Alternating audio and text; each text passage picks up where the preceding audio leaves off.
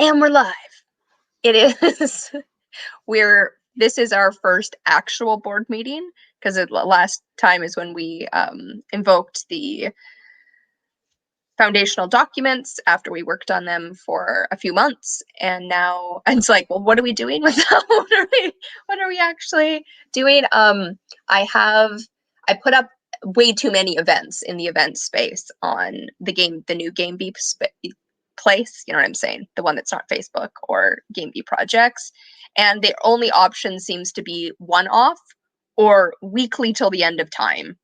And that didn't work because I forgot about our board meetings, first of all, right? They're once a month. And then, so anyway, I deleted them all. But I don't know exactly how to put up an event in a way that people can say, yes, I'm coming, and then we can host it if there's a project meeting. Because it's like, to make that clear that there needs to be a certain number of attendees.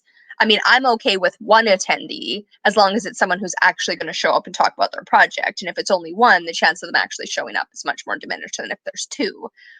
So having someone actually reach out and say, hey, I want a project raising, and then we hold a roundtable, could be the option. But then even getting that word out there doesn't work. It doesn't work. But yeah, I don't know exactly what we're doing during this hour, except that it's the first Saturday. So we are here hosting a board meeting. One of our board members is in Texas, and life happens, and hopefully he's okay and alive.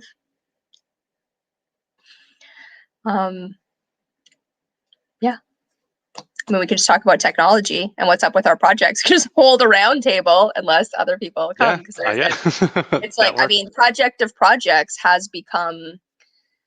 I posted my What's Jubilee Up To document, which is the only thing I can do on the Zeitgeist page, and they were like, oh, they're like, hey, we basically do what TogetherTec does. They didn't say that, but they were like, we have Project of Projects, come and participate. I was like, there are a few Project of Projects. So now we need a Project of Projects. That's exactly. We just need to meta it out, just meta that puppy out, and let's get ahead of the game and go a couple more steps. It's like the Mars projects, but like the ones on Saturn, and the one to zoom out to whose was it? Oh, it was Subra Librix that I had a little bit of a run in, and we had a talk on camera, and one of his things was like other galaxy, other planets, other galaxies, other universes. I was like, really? You think we're gonna either destroy and or go to other universes? That might be a little far out. But anyway, how's your project going? How's life? It's good. I posted something on Upwork, didn't really get a good response, and I think that's largely because of me, just because I was sort of picky about who to work with.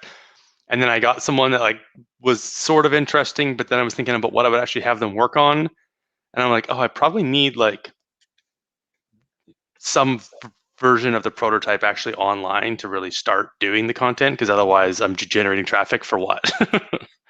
So I've been working on the specs, and going to have to connect with Radek at some point just to figure out what the next steps there are. I've kind of poked around on Upwork and on Netlify just to learn a bit more about what's involved there and have some questions. But that, I think, is the next goal, is to actually hire a developer, get working on it, and then once it gets to a certain point, then work on the sort of bonus content that would, be not this stuff to do with the project, but sort of like stuff that's relevant and related to misinformation and politics and that kind of thing. So that's the next step there. But then also still planning sort of what content and articles there might be, and what, still planning the features and how they need to work. So there's still planning while I'm getting ready for coding the prototype. Nice. Sounds like you've made some progress, and I know you started a new job as well, but I'm sure you're pretty busy.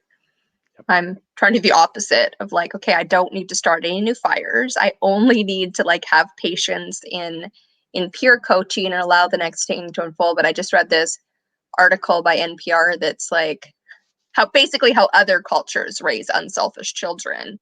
And it's like, oh, good. So I'm creating a world that's completely cooperative, but I'm kind of failing at the one, the one like raising the one person I'm responsible for to be cooperative. And part of it is, and I think the reason I'm bringing it up is I think it is a generative, like how to actually create cooperatives, how to actually create a cooperative world is like, of course, and I understand it, and that you get them to help you with chores.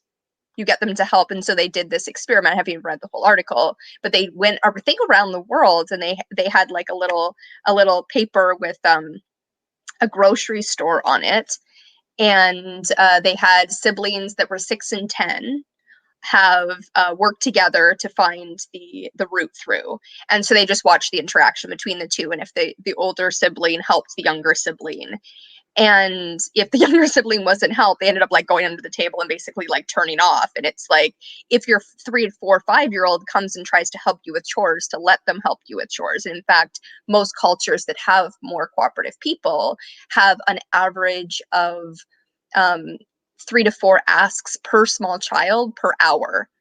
And so it's like, can you hand me that, right? Can you hand me the machete? Right. Can you reach that? Can you feed that? Can you? And so there's a lot more instruction. And as they get older, they don't, right? They don't Right. need that.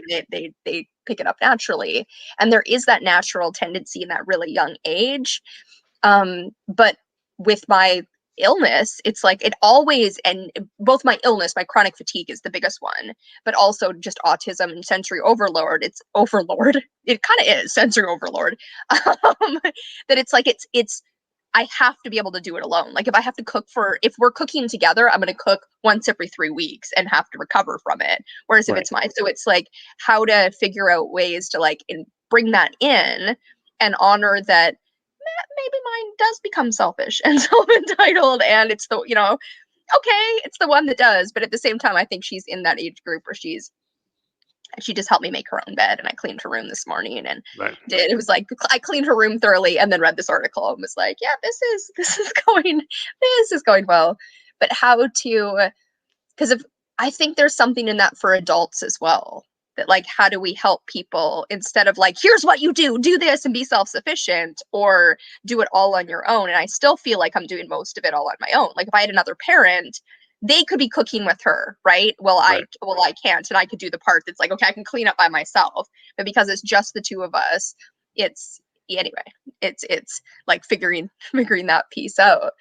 And peer coaching is my project, and I posted it. I post sorry. I posted it in the anti-MLM group that I'm part of. I'm the worst marketer ever. And basically all it got was like, this looks like a scam and this looks like a cult. And I don't, it's so funny to me that like MLMs specifically have people that are so passionate about their product, like what Donald Trump said, right? That's like, I could shoot someone on Fifth Avenue and people would still vote for me. It's like that's basically what MLMs are. It's like it could actually cause cancer, and all of them, they all get diagnosed with cancer, and they'd be like, well, we need to up our game and get more of this in us because it's the cure for Because we cancer. didn't sell enough. And it's like they have so much loyalty to this. And someone posted in the marketplace about aloe vera gel, and I was bored, so I was like, that looks like an MLM. Oh, look, it is an MLM. Here's an alternative, the amount for the same price. And it's like, get off your soapbox, and it's like, well, why are you so loyal? It's like someone posted this GIF or a picture of their product, the aloe vera product, with all of these health claims. Like HIV patient was one of them. It didn't make a claim. It was just like, Is it just like who takes it? yeah, I guess so. And I was like, so back it up. Where's the evidence? They're like, oh, I just don't have time to give you the evidence. I'm like, you're telling me there's a scientific study for all 18 health claims you just made for aloe vera gel. And on top of that, this aloe vera gel is that much better that it's worth 4 times the price. And it's like, yeah, it helps me. And it's like, that's not the same answer. Yeah. That's not the same Aloe thing. vera itself is pretty good. Just I have an aloe vera plant. Do you remember the aloe vera plant that Mom had that you got as a gift that was like enormous? I think you're thinking of No, I'm Grandma thinking of Briscoe. Mom. Our mother got it as a gift as when she was a real estate agent, and I got I like a don't super remember a bad. ginormous one. But Okay. if she was a real estate agent, that would have been when we were both older. So, but anyway, Right. one of our grandma Briscoe had one, and I ate. Oh, It's healthy and ate part of it. It's disgusting, and it's funny because that was yes. part of there. It's as close to the gel as possible. I was like, then why not eat the gel? Oh, because it's disgusting. Yeah. But yeah, no, on cuts and stuff. And that was part of it. Is they're like, it helps with healing. And I'm like, to put on your cut, not to drink it. Like, that's not the same Oh, thing. so But it it's was like, like specifically meant just like a drinkable version? yeah, That, no, it's that it's okay. in a Okay. Tetra Pak. And it's like he had a box of 12 and it was on Marketplace, right? And it was like for $30. It showed the case of 12, but it had one. People are like, for one Tetra Pak, it's 30. It's like, yeah, it's the best on the market. Holy crap. No, it's not. And it's like it should prove it. And they're like, well, if it was a scam, and it looked like it was a better MLM company than a lot of them. It had been around for 50 years and they own their own farmland. And it's like, well, then why would they own their own farmland? I'm like, so they can make more money. I don't like, why are you people What? not understanding this? That's It not was a like to defense at own all. the supply chain.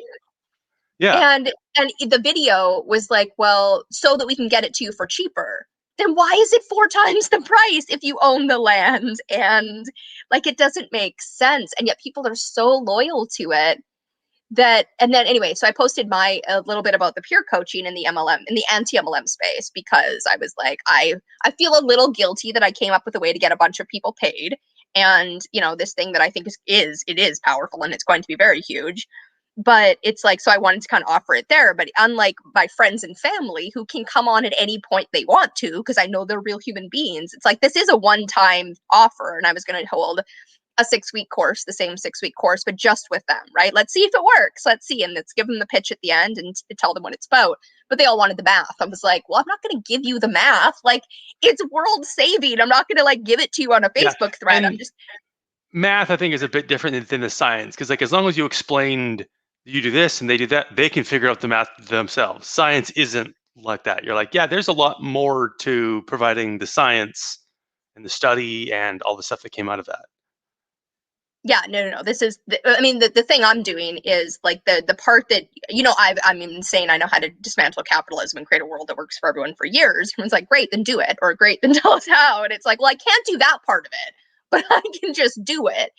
And anyway, the peer coaching is the thing that's like the final piece. I'm like, oh, this brings it all together. It brings the 10,000 together. It gets us enough game A incentive. It does all this stuff. But the peer coaching, the irony is like coaching itself is kind of an MLM. Coaching is like everyone goes into it. It's like $100 an hour, which the people do kind of deserve. And at the same time, you don't know the good ones from the bad ones. The good ones are like, hundreds of or like thousands of dollars an hour. And really, are you really worth thousands of dollars an hour? And the people who are mainly in coaching are people who are looking to become coaches. And, it's like the self-help guru speaking people going around. And it's like, you too can make money if you also teach people how to make money. And it's like, there's only so much room for people to make money. Like, it's like, I made $1 million last year. Yes, in a $1 billion industry. But to tell someone they can make $1 million teaching people how to build toy trains when there's a very small niche for that, that's not the same thing. Yeah. And anyway, so peer coaching is really powerful. It is coming together. It's not one person having the answers, because we all have the best answers inside of us. And so it's like offering each other help and doing that. And it's free. And the fact that it's people like, I don't want to go to 6 weeks before I find out about it. It's like, right, I get that. And at the same time, if you're not willing to help other people for 6 weeks, you don't get to find out about the thing. If you're not willing to come and be helped and sit with other humans and like help one another. Anyway, it's been interesting, because it was basically posting the anti-MLM space. I was like not a single person looked in that space, like Googled me, like, not Googled me, searched me and saw what I had said in there. I'm like, clearly I've done a solution raising about like with anti-MLM people. I'm like, this isn't like, I'm clearly not starting a run of the mill MLM. I'm 100% anti-MLM. They're the worst capitalism has to offer, disguised as the best. Like, they sound like they're a cooperative and they're not. They're in no way, like, own your own business. Or the worst, the only person they're the best for is the actual business owner. They make Right. the employees feel like they're business owners when they're not. They have no say. They don't, and they set the demand, right? They're like, well, this is how much PV you need every month. and then you buy it, right? So it's like they're setting the price and the demand, and they're getting all their employees work for them for free. It's like it's the worst of being a business owner, the worst of being an employee, and the worst of being a customer all at the same Yep, time. Yet the absolutely. loyalty and the like, and like it destroys relationships and does all this stuff. And it's like, why? I know why, because it's me, but like, why can't, like, anything I try to explain, it's like, it sounds like a scam and a cult. They're like, you're starting a cult. I'm like, you know how funny it would be if I actually tried to start a cult? Like, my own kid won't follow me. You know what I mean? Like, I'm an anti-cult personality. It's not gonna work. And what I'm doing in the world is the opposite. Like, most of what the guidance is for me to follow in my life wouldn't and shouldn't work for anybody else, right? Don't exercise and don't care what you eat is not great advice, but it's what I needed to get through that period of time. Not teaching your kid how to do their own chores, so they're, not great parenting advice, but it's what I needed to get through it. And it's this interesting, like, it's not about following someone else's guidance, following Tony Robbins, who, whatever. um it's following your own, and all of them want to sell you their morning routine, their piece of it that isn't going to work for everyone, but because it worked for them, like, how many times has Tony Robbins changed his morning routine? It's evolved. It's not like he found the right one, and so it's what works for him as he goes forward. And it's like, no, find your own. Find the thing that actually helps you.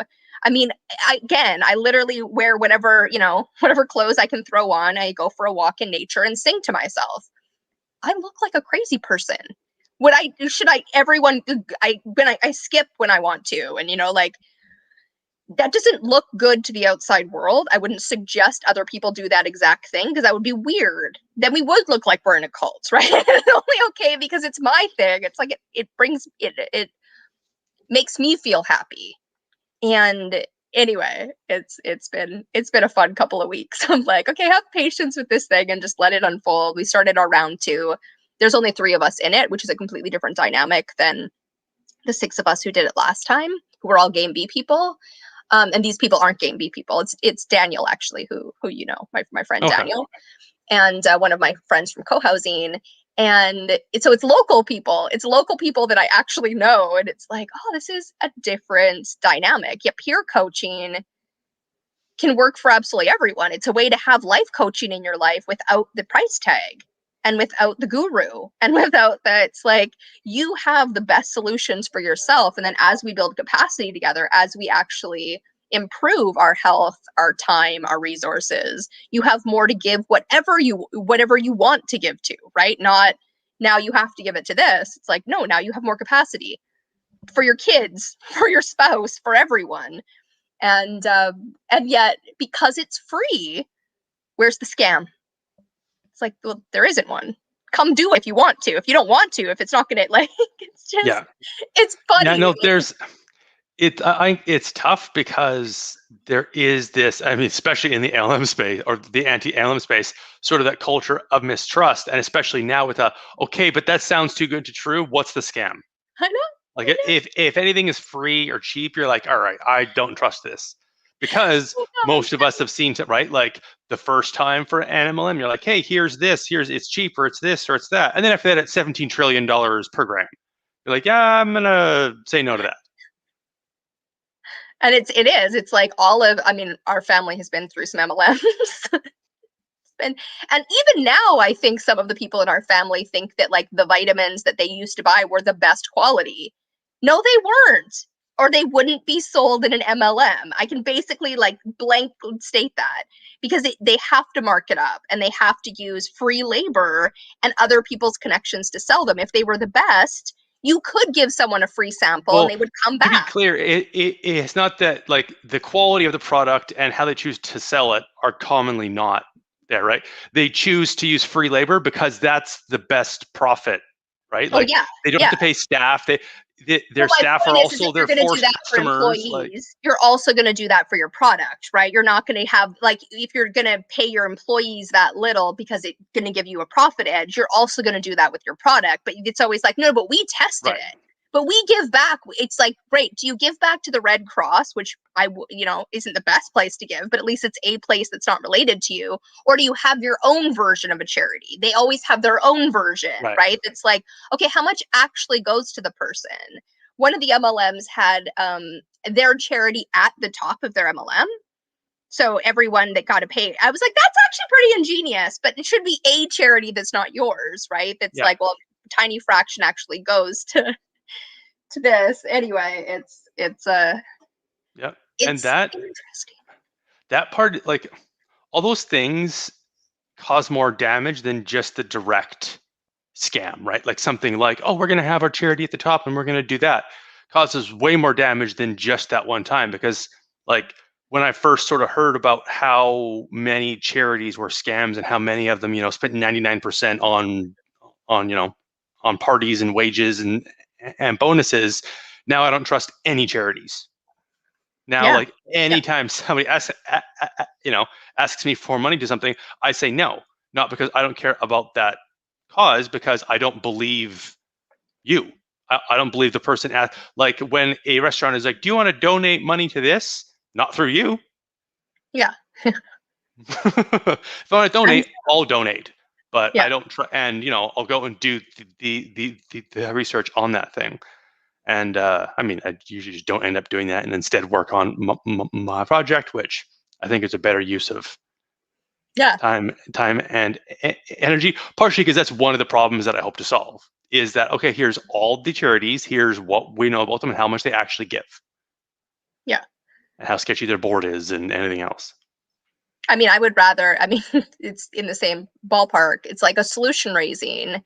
It's all I can do really is do a solution raising, and then the idea can spark and there could be something comes out of it. But if there's actually a way to get 10,000 people together, everyone puts in $10, you can actually help end world hunger.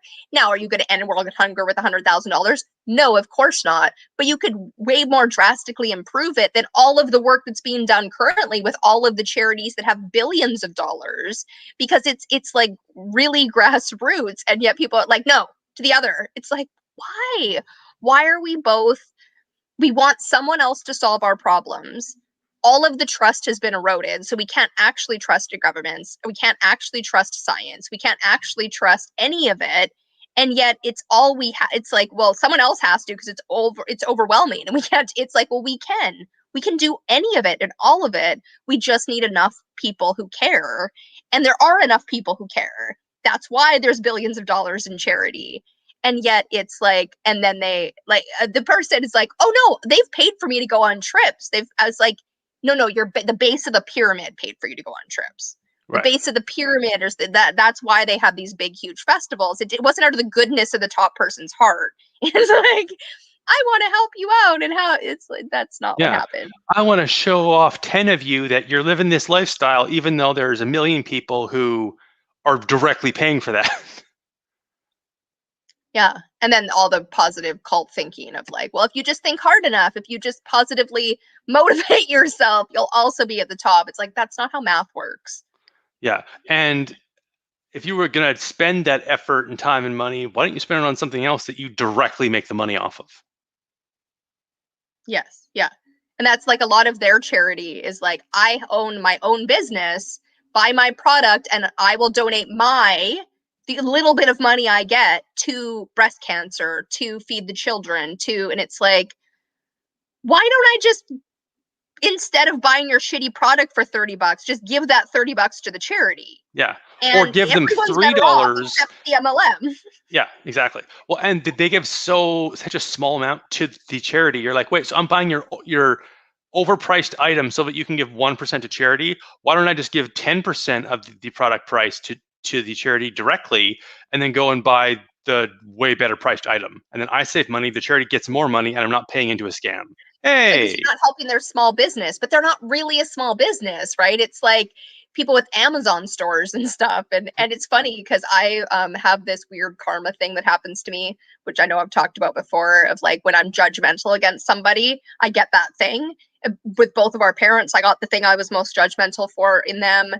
And we know I'm judgmental against capitalism, and I'm really judgmental against rich, like billionaires. And I'm like, I can't wait, because I really can wait. I don't want to have money. I'm anti-incentivized by money. But with this new project, the two people, one of the two people who's in it right now, convinced me is maybe strong of a word, but pointed out that if partly what I want to do is get people $120,000 a year, right? So they're freed up to do what they want to do. Well, with my disability, that might be all the money I'm ever able to earn. So if the people then go on and earn millions of dollars doing their own projects and their own stuff, I'm going to be bitter. And it was like, okay, so to honor that and honor the fact this came through me and how long I've been working at it, she suggested taking 25 cents out of the $25, which would be 1%, right? And I was like, no, that's too much. But 5 cents, I'm okay with, because it means that at 100 million people, I'm making $5 million a month. And the amount of impact I have to actually generate to earn that is, and then I'm like, well, Bezos is getting so much ridiculous money, because that's 5 cents out of from, a million people or 10 million people or 100 million people. Like, I need 500 people to be giving me 5 cents to be able to pay one person's monthly fee, right? It's like a tiny, tiny, tiny fraction of what it is. And yet Bezos is like, how much is he getting off Amazon Prime? How much does he actually get from every interact? More than 5 cents. And it's like, with all the people shopping constantly there, and he's getting, billions of dollars. Anyway, that, like, I can't wait for that karma to come back. That, like, bitterness, because it does mean I've had a huge impact in the world. The only way it happens if I had a gigantic impact if this thing happened, right? If there are a million people whose lives are improved, not scammed out of money. It's like, and they can choose to opt out of it. They can choose if I'm the new Bezos and they don't want the money to go to me. Yep. And I can't be Bezos. You can't be. You can't even Right. $50 million a month isn't Bezos, right? Like, Nope, can you imagine not $50 even million close. ever in your life? And it's like, it's not about my life. It's like, then I can choose to put it into projects that that inspire me. And it's funny because I'm really, really not inspired by making money myself, but I'm inspired by getting all those people 120,000. It really excites me. And I'm excited now by that money, because I'm like, I understand what that means, like how many people that is part of this. And I'm okay if it doesn't happen. If no one gets 120,000 and we just get 10,000 people together, that's solution raising. We get to create all the solutions, and they stick around long enough because they could get paid. And it's very powerful. And yet I have to have patience that, like, okay, yeah, how do we get people to it when it sounds like a scam and a call it? It sounds too good to be true. Because it is. It's too good to be true.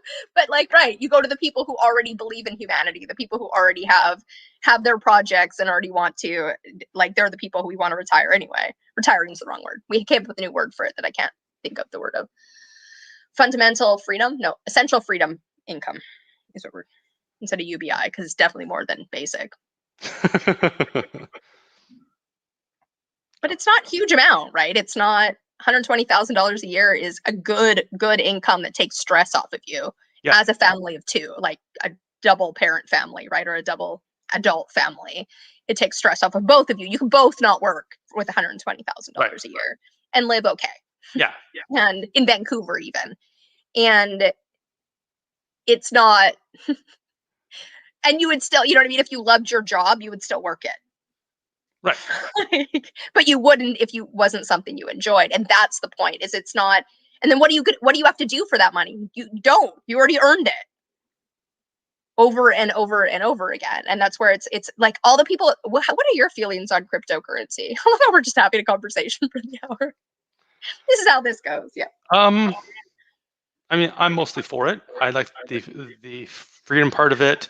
I like the fact that, it freaks out the right people. The whole, like, it taking a bunch of energy thing isn't great, but where doesn't that happen? Like, I guess my question is, where do you feel about it? How do you feel about it or think about it being an investment?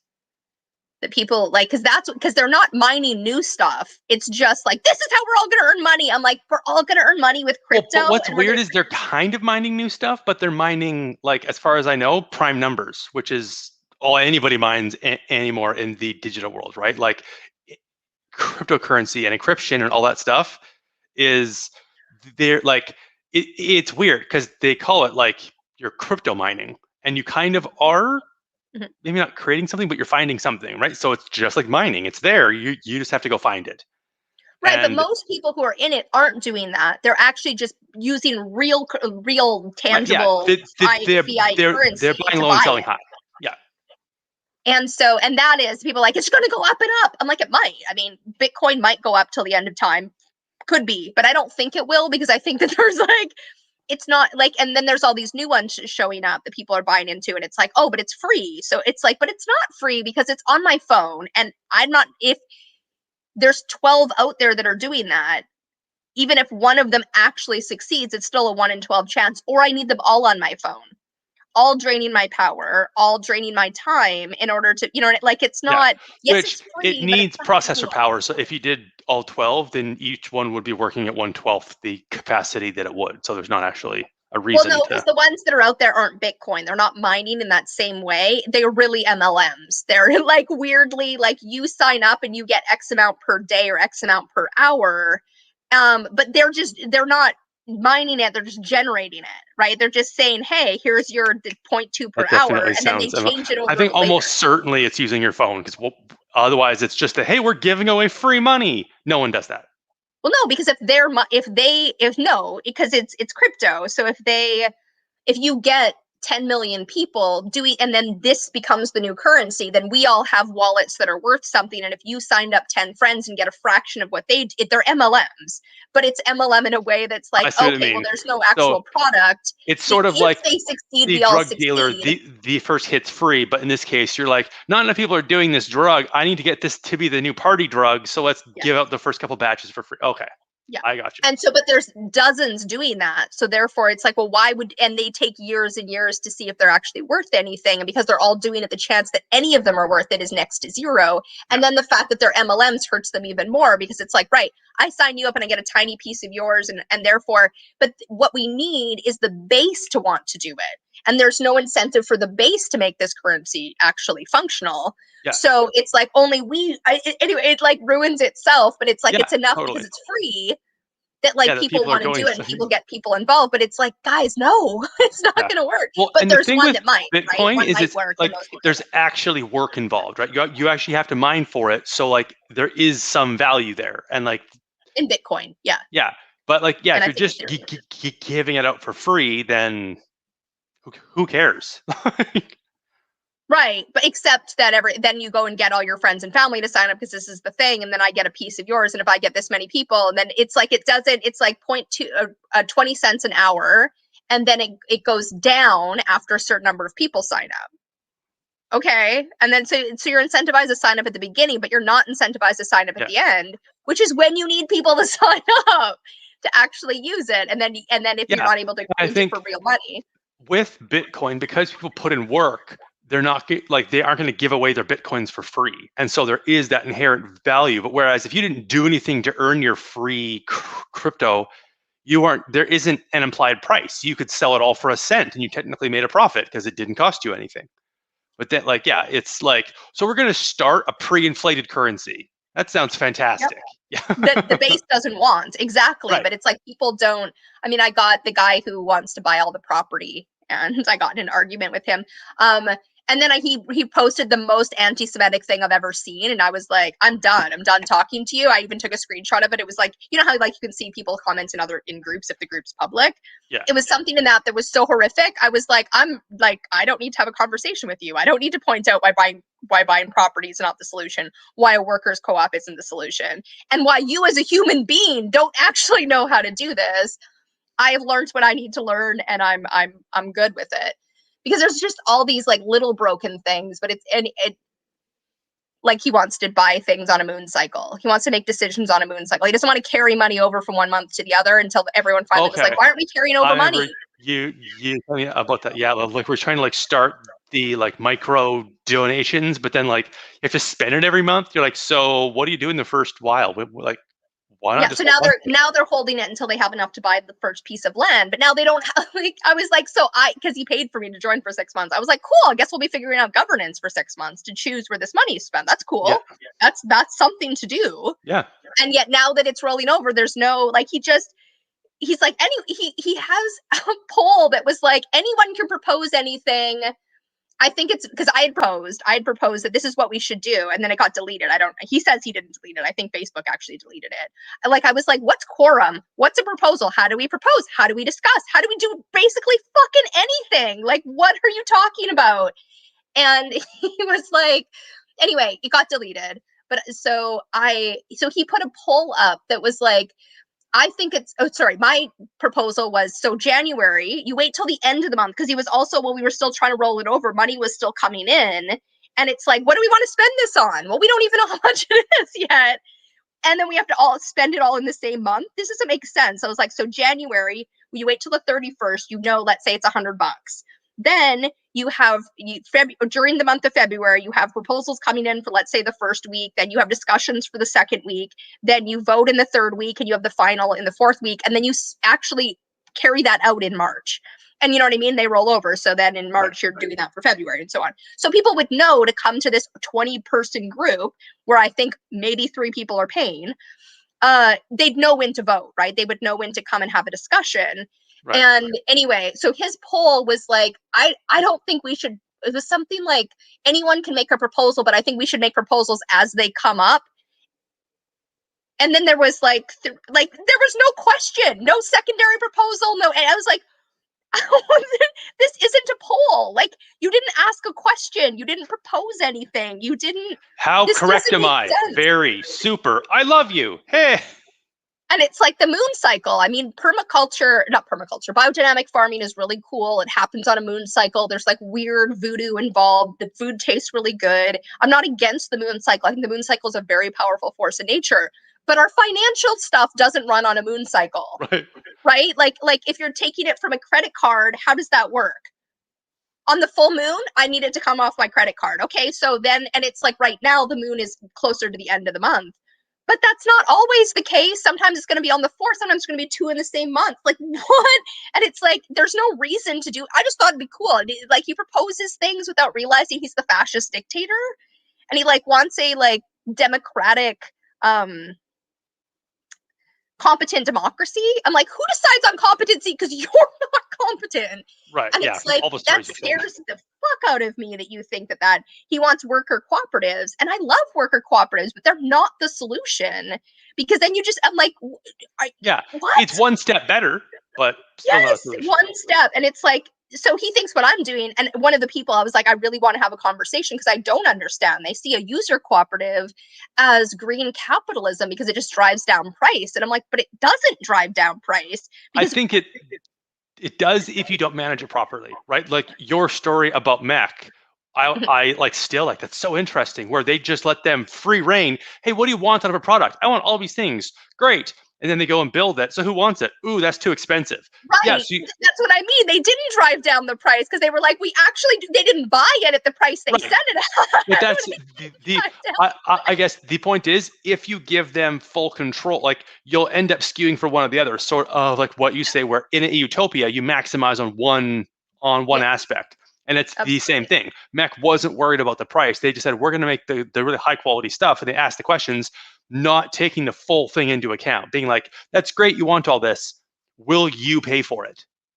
Yeah, exactly. It needs to be the full picture. Yeah. And that's part of like, it's not necessarily like a user cooperative where you are looking at making demand meet supply. And this is where the price point is, not voting on necessarily everything and having a more core group. And it's like, I just want pasta sauce that's not ridiculously expensive and isn't killing our planet. You know what I mean? Like, I just want like bare basics here.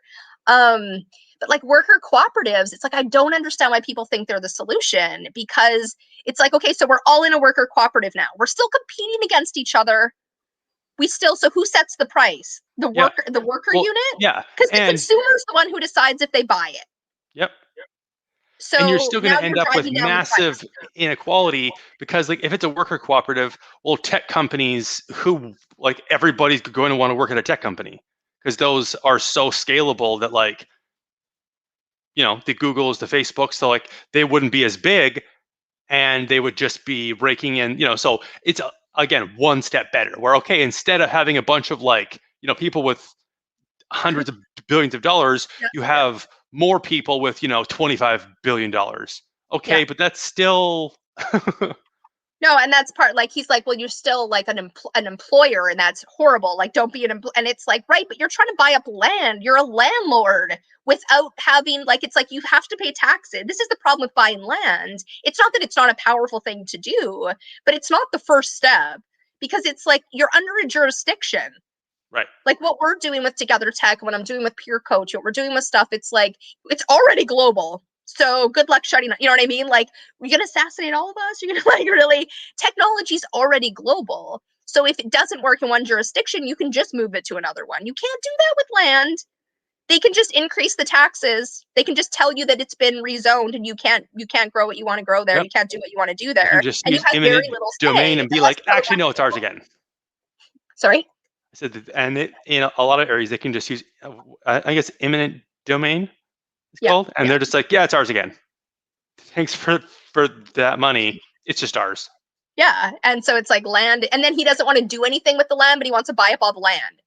I'm like, so what? And he's like, well, no, we just won't, like, you can do something with it. Like, if we decide on it. Well, how do we decide on things It again? sounds like he's just saying like he has his own cool ideas of like things that'll generate interest, but zero, like not even one step ahead. Like, hey, how is this going to play out? Nope, too much thought. Let's just.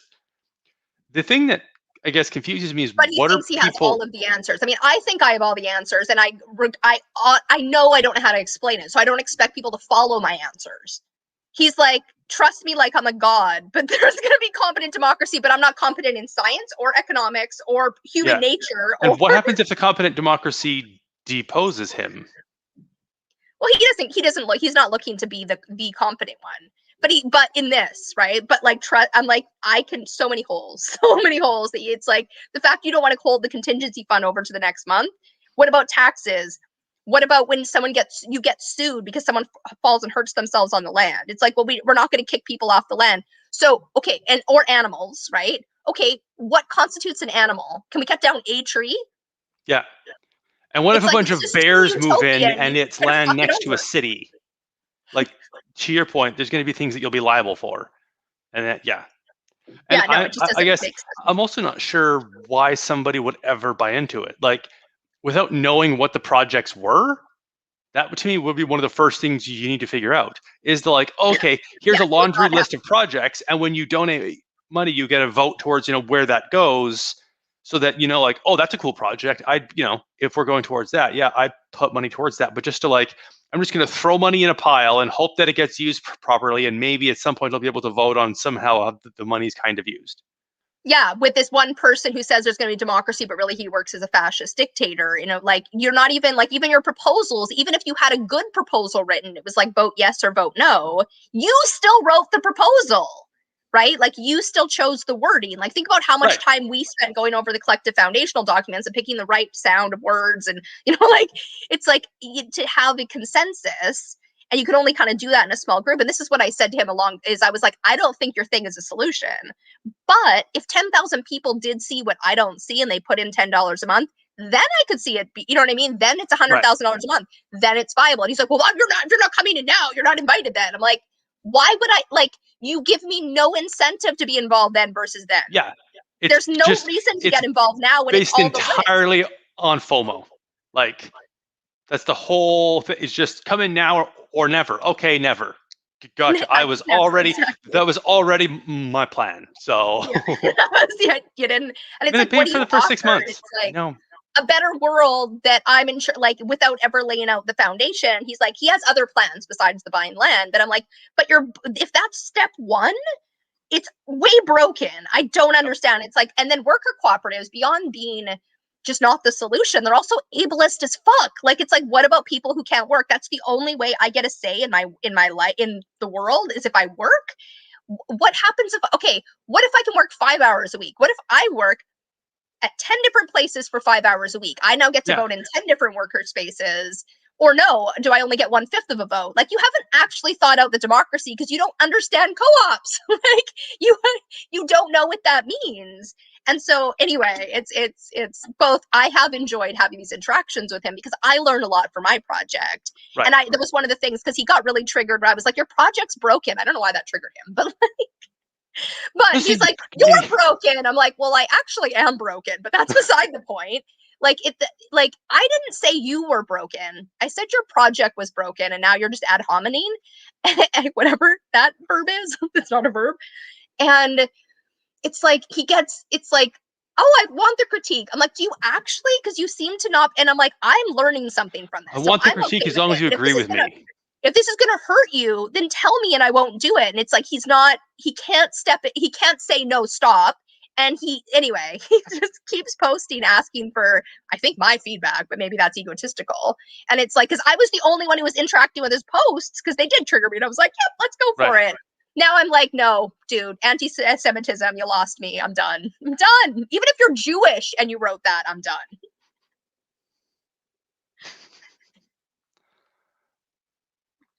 And he also wrote something, I don't even know, a couple weeks ago that was like, under communism, we'd cure COVID. I was like, do you understand how science works? That's not how science works. It's like, no, they'd all agree under. I'm like, what? I've been like, I'm No, the possibility of break science for he's sure. right. They would all agree because they would murder everyone who didn't. But that's Yes, not that's maybe kind of so. We which all is agreed that exactly if they injecting bleach agreed we actually is the fucked up correct science. solution.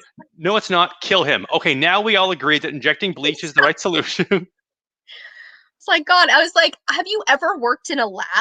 Have you ever have you worked for a co-op? Have you been in a workers co-op? Have you decided things with other human beings before? Have you met other human beings before? Like, what? Oh.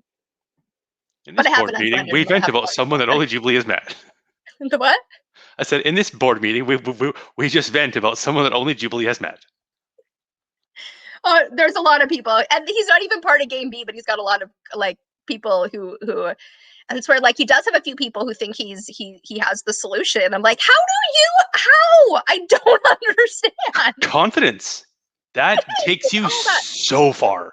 And I think it's also tied to the whole why are people so sunk in MLMs? Once you get scammed, you either admit you were scammed, which is very uncomfortable, I know, or you double down and just keep, nope, this is the way. I knew it. I'm the only one that sees it, but this is yeah, it's since this is just a Briscoe meeting, and we're clearly not having a board meeting. So the Enneagram thing that is my new special interest. I'm listening to this book called The Sacred Enneagram. And one of the things it talks about is how, like, your path, whatever Enneagram you are, it's your path back to God. And I'm not looking to find a path back to God, but I did think about why it is that I left Christianity, why it fell away from me. And for me, it was 100% about perfection. It was, which is what the one is, right? It's like, I'm like, that the world, it needs to be perfect and I can make it so. And it's funny, they keep calling me out on that. I'm like, no, but I really do know how to make the world perfect. I don't just think like, I'm like, come on. Anyway, there's, that like the clergy themselves were far from perfect. In fact, they were like, should be in jail, not perfect. And on top of that, God wasn't perfect. Like God himself of the Old Testament was like, I'm like, I'm more evolved than you as a preteen. Okay. Like I can't worship a God that I'm more perfect than, and I'm no way perfect. And so that was my falling away. And I was wondering, I talked to dad about it, was like, what was your, and he didn't really answer. He answered, all Steinery all around everything. And it was like, no, like what? Because I know what did you yeah, because I assume that we all kind of have the same thing, and I'm like with Tirza, I think, and I haven't talked to her about it, so I'll just assume for her that like as a 4, and this does seem to ring true for this, like that the church didn't see her as an individual. In fact, they vilified her for being an individual and seeing her beauty and stuff, right? And so that is possibly partly why it fell away from her in our childhood more so than, I mean, now she's kind of going back to it a bit, but like, what was your reasoning? Why did God not like, what was to stop being a Christian? I think it was sort of two things that I guess built on each other. One was just realizing that the concept of hell is like the main reason to do something was so far out of proportion for anything you could ever do to end up there. I'm like, this is so skewed for like even the worst just pick 1,000,000,000,000 years. That's still not even 1% of 1% of forever. Yeah. So there's that. But then it was also like, I guess the two-sided thing of not being allowed to question and like not ask questions. I'm like, that raises all sorts of alarms because that's, then how do you differ from one to the other? But then it was also sort of seeing what the people involved were doing. And like there was all these different versions of the same religion, and a bunch of the people higher up obviously broke their own rules, and like it was just full of hypocrisy. And I'm like, wait, so you say you believe this, but then you don't follow the own rules and you're just skewing this all for yourself. Yeah. So it was sort of those two added up. I was like, oh, the people at the top don't even believe it. Hmm. Yeah, no, I mean, that sounds a I bit don't like, remember what my enneagram was and how that fits in, but I believe there you go. 5, but you don't necessarily know what yours is because you just took a quiz, right? You didn't like, Right, right, I true. don't even know that I'm a 1, but Kylie sat with me and she got me to go through them all, and I went through and was like fear and their fear and your, I don't remember what the two things were, and I was like, I think from a 0 to 5, here's what I am on all 10 of them. Ironically, 1 and 2 were not what I was, but the other ones I was quite strong in. And that is a pattern of a 1. Like, I'm like, oh, I think. Like, it's like, she's like, you might be a 1. And as soon as I heard, I was like, oh, yeah. And I think that the 5s and 6s, I feel like it's maybe not the same for, and maybe 7 as well. But I feel like all of the other types, it's somewhat devastating to find out what you are because it's both your wound and it's like what you're good at and bad at the same time. And it's like perfectionism is, I can really only talk for, like, I think that you're not supposed to type other people. You're not supposed to be like, you're a 6 here, but you know, we do all the time. And it's partly, I don't think anyone, like, I wouldn't have put Tears as a 4. I think what we look like in the world, I look more like a 4 and she looks more like a 1, hands down. And yet you can't do that to someone else. It's like, oh, because I'm putting my oneness on her and then being triggered by it. And the irony is, if you are a 5, when you're in stress, you go to a 7. When I'm good, I go to a 7. And when Tirza is, What's or the the 7? 4s, a 7 is like, I don't even know. they're all called different things, but it's like they're more exuberant, more joyful, humorous, more I don't even know what their fear and stuff is. But the irony is, I was listening to the Sacred Enneagram, and part of it's like we all have different shame and different childhood traumas and everything else, and the 7s, like, they can make all these things go wrong, and then they wake up the next morning and are like, well, that's over, and they continue on. And I've never been like that until I had my brain injury, until, like, it's like my illness both has made me more a 4, because when I'm highly stressed, I definitely go into meltdown, and it's definitely all emotion. And like, and then the 7s is more hedonistic, more about addiction, which is why if you have the 5s, when they're under stress, they go more to addiction. But it's funny because it's my, not that like, oh, addiction's my highest path, but like you look like a good 7 I look like a good 7 when I'm doing good, and you look like a bad 7 when you're doing bad. And for Tears and me, it's the opposite. It's, so I look like a 4 when I'm under stress, and she looks like a 1. This is because you and me aren't the same, but we have that same point to go towards that's good and Right, bad. Hers is like, her good is 1 and my bad is 4. right. So it's like, that is a very different dynamic. Yet it's weird that as siblings we have that, all of that in common, right? Because they don't, like, the Enneagram's just weird. It's like it's a guy, he's like a Christian who does and he's like, I stayed away from it because I look like, I don't know what he said, 2 pentagrams having sex or something. That is kind of what it looks like. And it's just weird and really cool, and I'm getting a lot out of it, of like, oh yeah, now that I know I'm a perfectionist and that I can be more of a 7, and then I'm a wing 9, it's like, it's just weird and cool. And they're all of them are broken into 3. Like the 5, 6, and 7s are headspace, so they do more with reason, but it never really looks like what it's supposed to look like. It's like, we all do it for different reasons. Mine's a gut space, but even that, like, I would have thought I was a 5 or 6 before my brain down, before I found life without before I couldn't put more information in my head and I couldn't necessarily learn new stuff. But that was definitely my path. Like, I'll just learn enough and then I'll save the world. And anyway, that my brain damage has basically turned me into both a 4 and a 7, but in a way that, like, actually helps me become a better person, because it's like I cycle through, and I didn't have that language. I didn't understand that was why it was happening. I'm just like, my shadow is my light. Like, my disability is the thing that's going to save the world. And I didn't really have language for it. But now listening to this, I'm like, oh, this is what actually happened. Like, whether it's destined, whether it was supposed to happen or not, I lucked into having brain tumors. I lucked into having, so that when I don't have the memory to remember my shame and judgment.